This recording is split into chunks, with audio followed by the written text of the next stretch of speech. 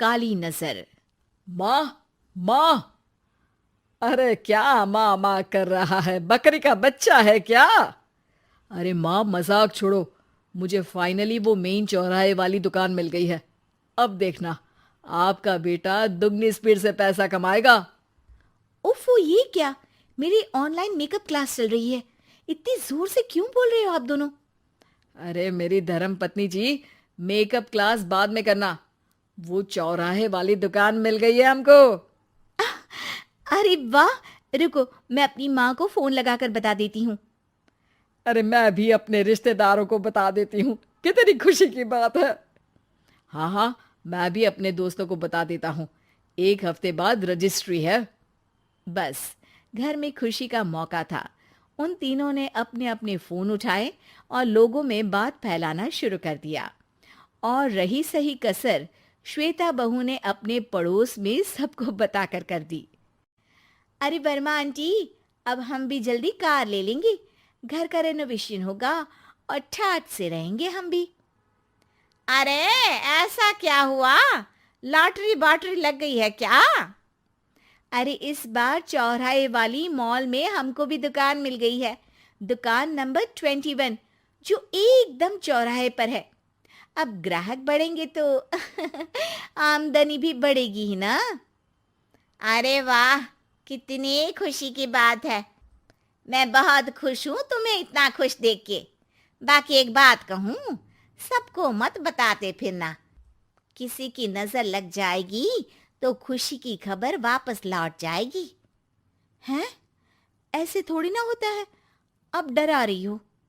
अरे सही कह रही हूँ। काली नजर कहते हैं इस चीज को, जब आप किसी को कुछ बताओ और वो काम बिगड़ जाए। अरे लेकिन मैं तो। तुमने सबको बता दिया ना? हाँ, फोन लगा लगा के। अब बच के रहना। काली नजर बड़ी खतरनाक होती है। श्वेता इतनी खुश रहती है कि वो वर्मा आंटी की बात पर ध्यान ही नहीं देती, जबकि पड़ोस में और भी लोगों से खुशी की खबर शेयर करती रहती है। अगले दिन राजेश बहुत दुखी होकर घर आता है। अरे बेटा, क्या हुआ? मुंह क्यों सूजा हुआ है? मधुमक्खी ने काट लिया क्या? माँ, वो दुकान किसी और के पास चली गई। किसी ने ज्यादा भाव लगा दिया। अरे पर बात तो आपसे हुई थी ना उस दुकान वाले की। हाँ, आज मैं टोकन अमाउंट देने गया था, तब मुझे पता चला। कोई आकर सुबह मुझसे पहले ही ज्यादा अमाउंट दे गया। हम्म, काली नजर। क्या? क्या कहा? वर्मा आंटी ने समझाया था कि किसी को बताना मत, वरना काली नजर लग जाएगी। अच्छा, तुम्हें उनकी बात मान लेनी चाहिए थी। उनकी बात मान लेती, लेकिन उसके पहले ही सबको बता चुके थे ना हम तीनों। अरे अगली बार से ध्यान रखेंगे। कोई भी नई चीज होगी तो किसी को नहीं बताएंगे। तीनों कुछ दिन ऐसे ही रहते हैं, पर एक दिन श्वेता को एक मेल आता है। राजेश, मेरा ऑनलाइन मेकअप कोर्स कंप्लीट हो गया। अब मैं खुद का पार्लर खोल सकती हूँ। अरे वाह, अपने मोहल्ले में ही खोलते हैं। ये जो घर के सामने दुकान है ना, वहीं। हाँ, यहाँ सस्ती भी मिल जाएगी। अगले दिन श्वेता वर्मा आंटी के पास जाती है, मिठाई का डब्बा लेकर।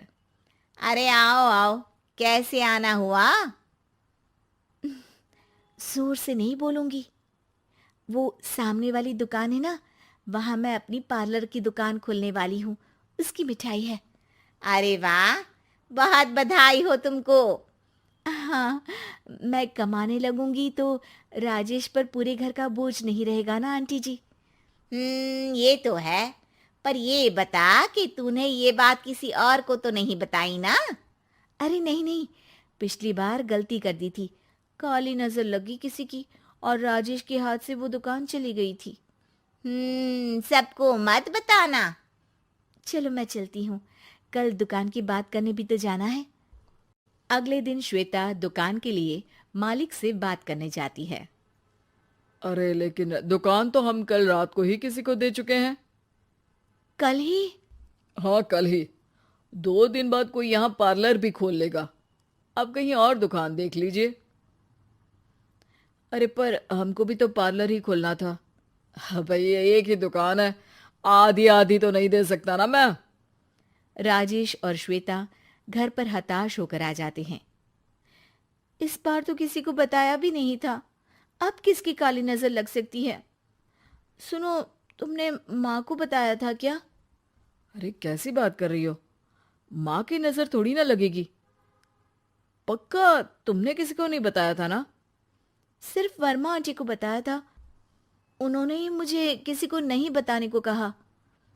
अरे यार, तुम भी सही हो, मेरी माँ को नहीं बताने को कह रही हो, पर वर्मा आंटी को बताना तुम्हें जरूरी लगा। अरे वर्मा आंटी ने ही तो काली नजर के बारे में बताया था ना, वो हमेशा हमारा भला ही तो चाहती हैं। मेरी माँ भी हमारा भला ही चाहती है। अरे पर चिल्ला क्यों रहे हो?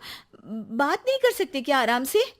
नहीं आता वो आराम से बात करना, और करना भी नहीं चाहता हूं मैं।